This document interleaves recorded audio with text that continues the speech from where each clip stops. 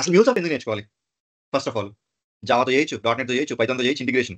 Okay. ఆ తర్వాత లేదా అవి ప్రోగ్రామింగ్ లాంగ్వేజెస్ కదండీ! వాటిలో చేయాలంటే చాలా డిఫికల్ట్ అని చెప్పారు. ఆ డిఫికల్టీ ఎక్కువ ఉంది కాబట్టి అందుకని మేము వెళ్ళట్లేదు. Okay. That is justifiable. And what about other tools ఇలా మ్యూల్సాఫ్ట్ ఇలాంటి టూల్స్ ఇప్పుడు ఫర్ ఎగ్జాంపుల్ మనం ఒక జీన్స్ కొనుక్కోవాలని మార్కెట్‌లోకెళ్తే you have tens of companies. Okay. ఇన్ని కంపెనీస్ ఉన్నాయి కదా! నాకు నచ్చిన బ్రాండ్‌లోకెళ్ళి నేను కొనుక్కుంటాను కదా! సేమ్ వే ఇంటిగ్రేషన్‌లో కూడా చాలా టూల్స్ ఉంటాయి కదా! ఆ టూల్స్‌లో నేను మ్యూల్సాఫ్ట్ ఎందుకు నేర్చుకోవాలి? అనేది ఒక క్వెషన్ రైజ్ అయినప్పుడు I listed out some reasons. Okay. ఈ రీజన్స్ వల్ల వాటితో పోల్చుకుంటే ఇది చాలా బెటరు. ఇది నేర్చుకుంటే మనకి ఫ్యూచర్ బావుంటది. లేతే ఇలా కొన్ని జనరిక్ రీజన్స్, కొన్ని టెక్నికల్ రీజన్స్, కొన్ని బిజినెస్ రీజన్స్ అన్నీ కూడా నోట్ చేసి నా ఎక్స్‌పీరియన్స్‌లో అవన్నీ కూడా ఇక్కడ లిస్ట్ ఔట్ చేశాను. Will try to see one by one.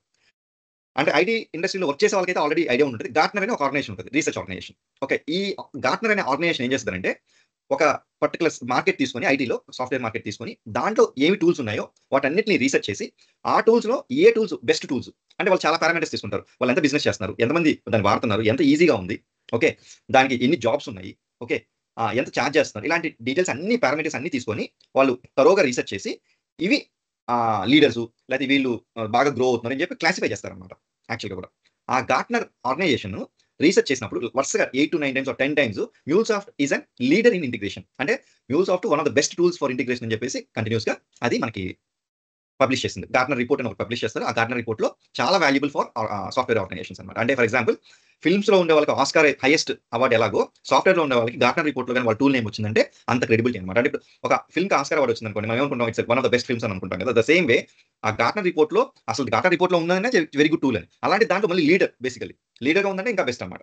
అలాగా అది వరుసగా 8-10 టైమ్స్ వచ్చిందంటే ఇట్ ఈస్ వెరీ వాల్యుబుల్ అని దాని అర్థం. ఈస్ దట్ క్లియర్ అండి? Any question here?